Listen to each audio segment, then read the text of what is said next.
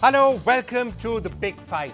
You know something, if you don't like this show, the best thing to possibly do is to switch it off, not to come and either behead me or behead one of my guests, or cut off any of our noses, or try and burn the set down, or murder that gentleman sitting behind me. None of those are good things to do. And that probably is the way all of us should be approaching live movies, theatre, anything that we don't like. You don't like it, don't watch it, switch off, don't go around threatening people, burning people, trying to kill people, or making death threats. But that, unfortunately, is what seems to be par for the course right now. And of course, we've seen this happening most recently with Padmavati, but not only in this case. There have been a number of other cases. And now, with the deadline for the launch of Padmavati appearing, it's now gone up to threatening to cut off Deepika Padukone's nose, and death threats on various people, blocking of forts, shots were being fired. In fact, before I go any further on the show, let me just update you on the very latest on this particular drama. Members of the Karni Sena have been protesting for the past 8 days against the movie Padmavati. As you can see, there are protesters behind me as well. They say that they are going to continue with their protests, and the protests may even get more violent in the upcoming days. Today, members of their group had also gathered in hundreds at the Kumbhalgarh fort near Udaipur, where they blocked any kind of entry to the fort. As far as action from the authorities is concerned, one FIR has been lodged so far against a man called Devendra Singh for opening fire yesterday at the Chittorgarh fort. From the police sources, we've got to know that many of these protesters have political backing, and therefore any kind of substantial action against them seems unlikely. All right, let me now call a range of guests out here who are going to talk to us specifically about Padmavati and everything that's been happening with it, but also what it says about broader society, and is this going to be something that we should now expect to be par for the course? Should we, for example, not have any historical movies made ever again because someone or the other is going to disagree with it? While we're on that subject, even political movies probably should not be made because somebody or the other is going to disagree with it. And you can take that going forward and forward. You have a movie on women's rights, I'm sure somebody will object to it. Men's rights, probably objectionable as well. Somewhere in between, 100% objectionable. So yeah, you know what I'm getting at. But let me now welcome various guests whom we have with us right here in the studio. Great to have Suhail Seth joining us, who has extremely strong views on many of this. Shubhra Gupta, who's one of our best-known film critics, who no doubt is at some point starting to wonder what she's going to be criticizing if there are not going to be too many films out there. Behead her. At the rate that we seem to be going. No, don't behead her right now, please, in general. Not and right now. Irfan Habib, one of our best-known historians, who's got his own take on the history behind some of what is being said.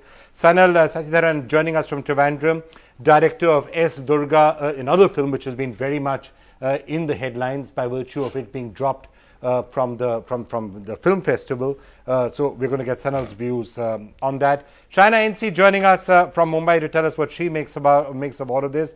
We do have CP Singh joining us, who's the state vice president, self-styled of what calls itself the Karni Seva, and we'll get his views on where he thinks organizations begin and Gundagardi ends, or the vice versa. So I'll just come to him in a couple of minutes. But before I come to any of you, it's a great pleasure to have with us Shriji Arvind Singh Mewar of Udaipur. It's a pleasure to speak to you, Arvind Singh Ji. Just wanted to get your take on this, because all the ruckus that we are being seen right now is being presented as somehow Rajputs avenging an insult to Rajput pride. Is that the way you see it also? All this ruckus that is going on is not something that I personally endorse. This is not the way to go forward. This is not the way to resolve controversy or the issue of Padmavati, which is getting muddier and muddier. As far as I'm concerned personally, I'd like to believe that I'm very liberal in many respects, but there are certain sensibilities which the Rajput community as a clan possess. And for some reason or the other, the non-Rajput may not be able to relate to it, and therefore it is imperative that somebody cleverer than me should make a more articulate presentation in making them understand about, for the present, let us say, the film. First of all, we have to make up our minds whether this film is a historical fact, whether it's a documentary, or whether it's a mere fiction. I do understand that a film cannot be made, a book cannot be written, an artist cannot paint without taking some liberties or artistic licenses. The issue is very different here. An artistic license cannot also be unbridled. And it can't be always in one direction, which is that it upsets a certain community to this extent to which they find that they have to recourse to such barbaric, antiquated means of reconciliation or present point of view.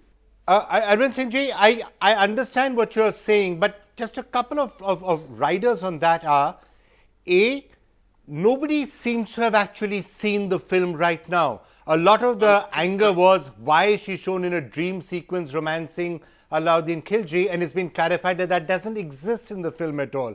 No one seems to have seen the film yet to have something to object about, and the historical facts in this case, in any case, are somewhat uncertain because we're talking about stuff 700 years ago. It's still not 100% clear whether Padmavati was actually a historical figure in the first place or not. And if she wasn't, then this is basically fiction in any case. Vikram, I appreciate the fact that we have not seen the movie, and therefore it might be a little bit premature. So if I say that this is how Mr. Bhansali has always marketed his movies, it could be that this is a very clever way of including the viewership. But at the same time,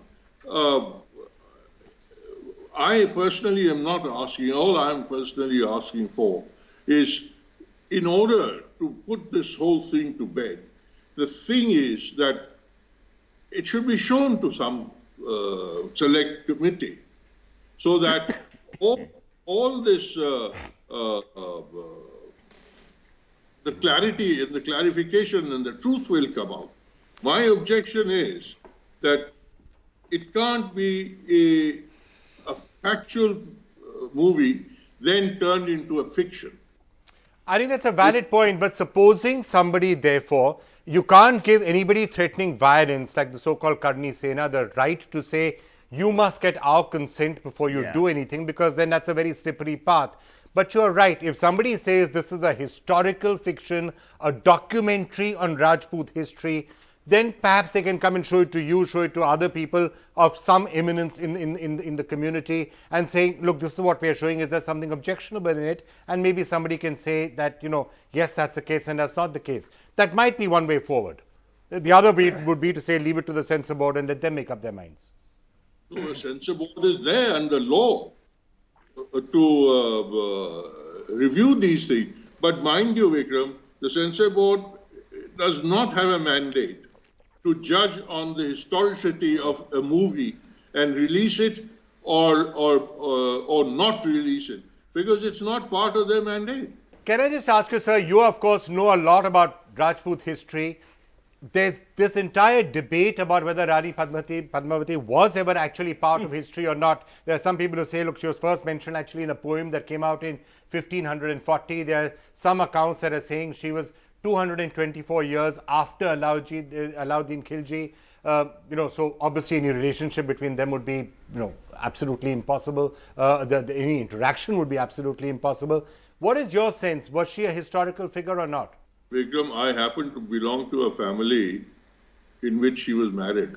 Yes, that's why I'm asking you, sir. Who better than you to ask? Therefore, I know for a fact that she was not a fiction. She was an individual in existence in Chittor. And the Johar took place. So I'm convinced that that is not fiction. So you're saying she was married into your family, and therefore that incident absolutely took place. What, from whatever you've heard about the film Padmavati, to your mind, being part of that family, do you think is objectionable? What aspects of that would be objectionable? Well, I don't want to come out into a list of things which are objectionable. I'm saying that there are licenses which are hurting the sensitivity. That is not meaning that they are objectionable. Okay. First of all, I mean, I think, look at the palace in which she lived, for instance. I have provided a historical document of a photograph of 1930 where depicting where she lived. And you see what the movie is depicting. Now, you might well say, how does it matter where she used to live and where she did not live?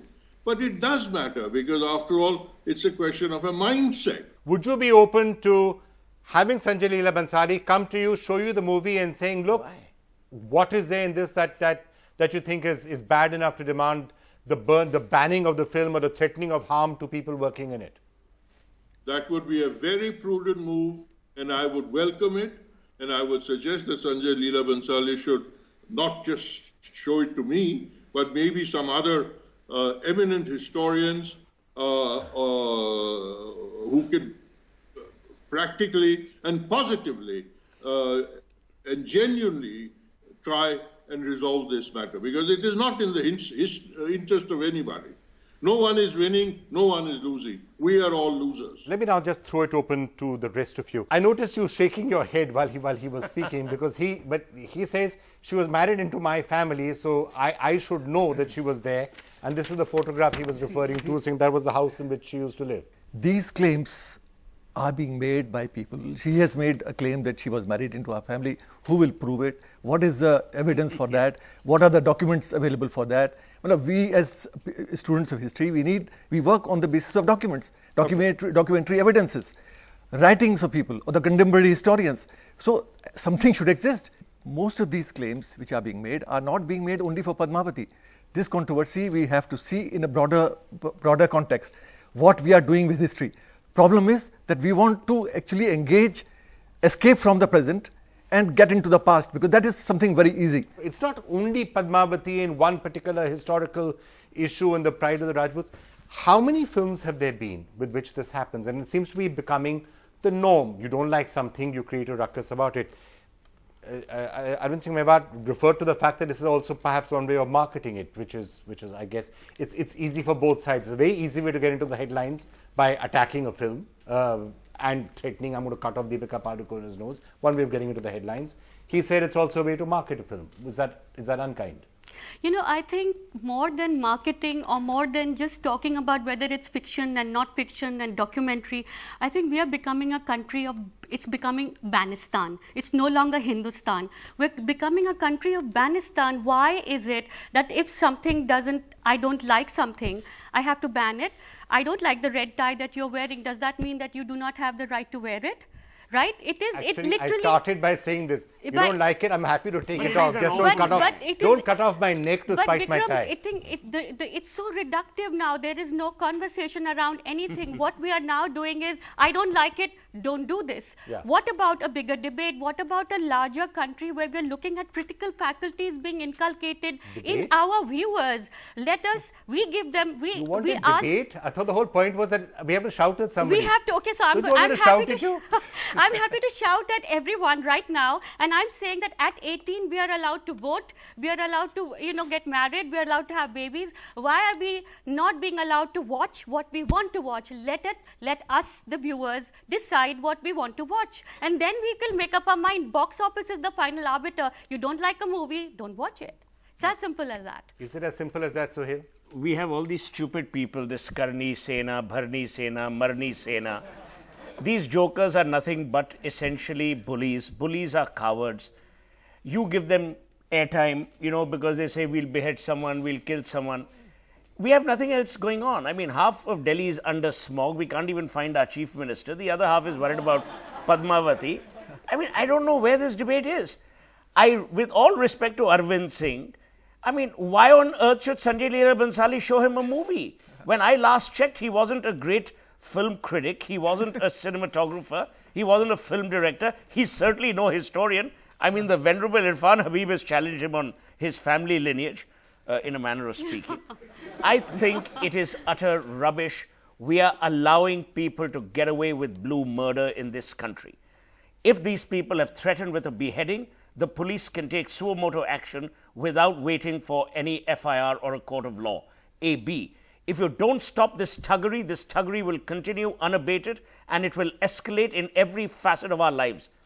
These people must allow the creative personalities of our country, no matter who they are, they must allow them their artistic freedom if it is within the domain of certification. A. B. You have a problem with Bhansali, there is a process in this country. You write to the goddamn ministry, you write to the CBFC, nothing works, go to the Supreme Court. How on earth can you take the law in your own hands? Diya Kumari, some princess erstwhile from the Jaipur royal family, says, oh, I feel insulted, I will not allow. This is rubbish. She's a BJP person. Shaina NC and her colleagues must take her to task. Vasundhara Raje Scindia is the presiding chief minister, 1 minute, an ex-royal. You allow a cinema hall to be vandalized. You don't arrest those people. You don't put them behind bars. Are we becoming a goddamn banana republic? Why don't you show these people where they belong, which is behind bars? Not allowing creative freedom in this country is the death of our secularism, is the death of our multilateralism, and is the death of our culture. Shaina, let me get you in on this. He says, what's the BJP doing about it, and why can't you rein in your own MLAs and others who are saying, this will not be allowed? Who's anyone to allow or not allow anything in a free country? Unless it's defamatory or patently wrong or immoral or all of the above. I think that in a democracy, we should encourage healthy debate on an emotion which is based on historical facts. But where the question comes to play is when there is vandalism. There is no scope for vandalism, and our Prime Minister, Mr. Modi, himself has said for any kind of Sena that is pretending to be the moral custodian of society and vandalize, they will be dealt with appropriately. Shaina, in addition to vandalism, what happens when somebody is making death threats or threats of physical harm, saying we're going to cut off Deepika Padukone's nose? Does that also come into the category of action that should require or necessitate police action? The state government is empowered to give safety security to people who are threatened and who are bullied. And I think that more importantly, we as a society should not embolden them or give them this free airtime that they're so happily engaging with, and where they're trying to get their 2 minutes of moment of glory and publicity. I mean, who are they to even talk about beheading or threatening any individual in this country, be it Deepika Padukone or just be it the common girl on the street? In a state like Maharashtra, if you had a film made on Chhatrapati Shivaji Maharaj, you would probably see the same kind of hue and cry and people on the street in lakhs and lakhs, because there is an emotion attached to historical legends. So let's not dismiss that too. If there is an opinion, please reserve it for after seeing the movie, because we don't even know if it is an act of fiction that's the crux or of the it is issue, a historical. Right? Arvind Singhi Mewat, I know you have to leave us, sir. Just one last quick comment from you. You heard what was just said right now, that why should anybody be allowed to, especially without seeing the movie, allowed to say you have to show it to us or clear it to us or have a say in that? Would you like to respond to that before you leave us? I responded to your question that if Mr. Bhansali wanted to show it to me, what would be my reaction? My reaction would be that I would welcome it. Because I don't have a constitutional right to ask anybody to show me a movie. It is only trying to diffuse the situation. Excellent. And this confrontational attitude is not going to resolve anything. Arvind Singh Mewat essentially saying that you don't have to show it to him, but if it helps you diffuse the situation, he's offering his good offices, which is welcome. Thank you, sir. Thank you so much for having joined us.